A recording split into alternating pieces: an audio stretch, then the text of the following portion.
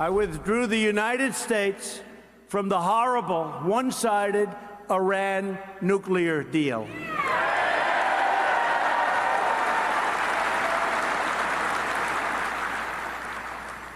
And Iran is not the same country anymore.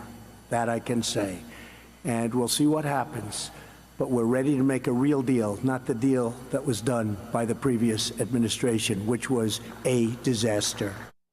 That was President Trump speaking to a veterans group, the VFW, yesterday in Kansas City. He now seems open to cutting a deal with Iran just days after the all-caps Twitter threat to that regime. Joining us now from Capitol Hill, member of the Foreign Relations and Judiciary Committees, Democratic Senator Chris Coons of Delaware. Senator, good morning. It's always good to see you. The argument seems to be at this point this morning from the White House that the president was sort of softening the ground with that all-caps tweet to set up a negotiation or a deal. Are you convinced by that argument? Willie, I'm not convinced. This seems to be the same playbook the president followed over several months with Kim Jong-un of North Korea, where he threatened and threatened and threatened some sort of aggressive all-out nuclear war on Twitter and was increasingly abusive of Kim Jong-un, then did a 180-degree turn, had a handshake photo op summit in Singapore a month ago, which has so far produced no significant outcomes. My concern is that he'll do the same, that he has now very briefly tweeted one all-caps threat at President Rouhani of the Iranian Islamic Republic and will now declare himself capable of concocting some better deal. The Iran nuclear agreement, which took years to put together and relied upon our European allies and China and Russia, isn't something you can replace with just a few tweets and a handshake photo op. So on both a personal and a professional level, as a United States Senator, when you see a tweet like that one from the president threatening Iran in all caps come across the transom, what's your reaction to it? I shake my head. I'm concerned. I frankly think we're losing credibility internationally. The more times, the more ways that our president conducts something like diplomacy on Twitter in a way that seems unrelated to the actual reality on the ground, I think it undermines our credibility. His statement at the rally in Kansas City that Iran is now a totally different country is just obviously untrue.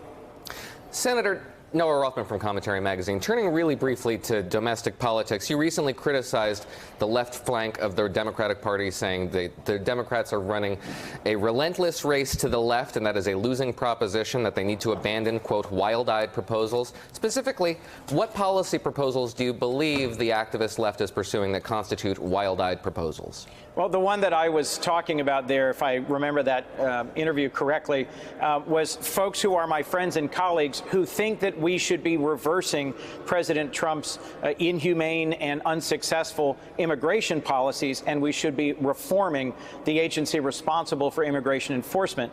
But they summarize that position with #AbolishICE. I think that particular approach is too easily caricatured by President Trump as misrepresenting Democrats as welcoming open borders and abandoning any immigration enforcement. That's not the case in my colleagues with whom I've spoken. They've adopted #AbolishICE as a shorthand way of conveying a more substantial position, which is that we should have strong enforcement, but we ought to do it in a humane way, the opposite of recent immigration decisions by President Trump and recent enforcement actions by ICE. Senator Coons, it's Casey Hunt. It's nice to see you. I want to turn back to not necessarily foreign policy, but foreign meddling. The president tweeting, kind of rewriting what's gone on with Vladimir Putin, saying that Russia is meddling in the midterm election, but that he's trying to help Democrats. There's been some speculation as to where that information may be coming from, or if he just made it up. I'm wondering, has there been any conversations with you and your colleagues, perhaps those on the Intelligence Committee, or I know you serve on Foreign Services. Is there any truth to this? Any evidence that you've seen? Casey, on the Foreign Relations Committee, we've heard absolutely nothing that suggests Russia is making an abrupt change in its preferences as it prepares to attack our elections again in 2018. What we've seen across Western Europe, Central Europe, Eastern Europe, is that Russia is a persistent and aggressive adversary of democracy. It is true that in the United States in the 2016 election, Russia took some actions to support both the far right and far left in order to further increase division in America. But our intelligence community unanimously assessed that in the case of the presidential election of 2016, they ultimately made a decision to support Donald Trump over Hillary Clinton and to interfere with, to attack our election to achieve that result. Senator, speaking of our intelligence community, yesterday you and Senator Flake, not for the first time, attempted to pass a simple resolution in the United States Senate basically saying, we believe our guys are doing a great job and we believe our guys are better than the Russians. And the senator from Georgia, David Perdue, used a parliamentary maneuver to block the resolution from coming to the floor of the Senate. So my question to you is, what's wrong with your resolution? And if nothing's wrong with your resolution, what's wrong with the United States Senate? There's nothing wrong with our resolution. It was dismissed last Thursday as mere symbolism, and I'll remind you that sometimes symbolism, like our flag, is an important rallying point for Americans. I think it is important. I believe Senator Flake thinks it's important that the Senate speak with one voice about backing our intelligence community, federal law enforcement, but our resolution also called for action.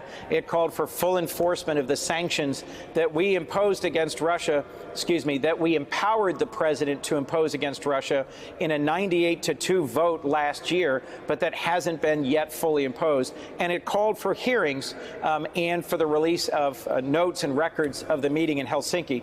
So it was both important symbolism in terms of supporting the intelligence community and federal law enforcement, and our resolution called for action.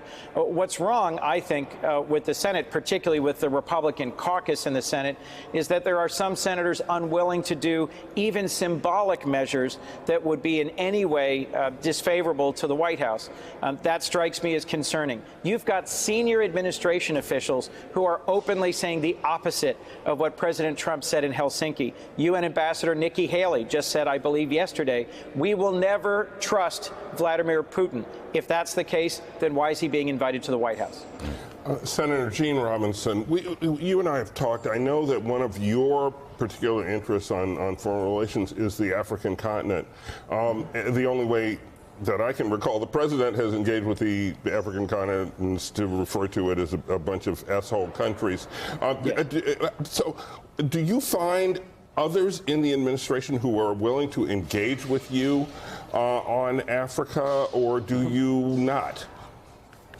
Well, to be positive, Secretary of Commerce Ross recently led a trip to 4 African countries to try and strengthen and broaden our economic ties with countries that have vibrant economies and where there's significant opportunity. And I think that is an important step forward. At the meantime, China is engaged in very active, very aggressive economic diplomacy across the continent. Xi Jinping is in southern Africa right now and just made a commitment of, I think, $14 billion in new investments in just one country in South Africa, one of Africa's most dynamic countries with a very promising economy. My most recent meeting with the Minister of Trade of South Africa was a very somber one. Our tariffs against their steel and aluminum exports is going to have a really negative impact on our relationship with South Africa, since they're not really the country we're trying to impact with President Trump's tariffs. That should be focused on the U.S.-China trade relationship. This is just another example, Eugene, of the sort of unintended harm that these wildly applied and widely swung tariffs are having. I think we hit 4 of the 7 continents this morning with Senator Chris Coons. We'll get to the other 3 on your next appearance, including Antarctica, so please be ready, Senator. Thank you very much. Good to see you. Thank you, Ellie. Still ahead this morning, former Ambassador Michael McFaul will join the conversation on the heels of his White House meeting with Trump's top advisor on Russia just yesterday. Morning Joe will be right back. Thanks for checking out MSNBC on YouTube, and make sure you subscribe to stay up to date on the day's biggest stories. And you can click on any of the videos around us to watch more from Morning Joe and MSNBC. Thanks so much for watching.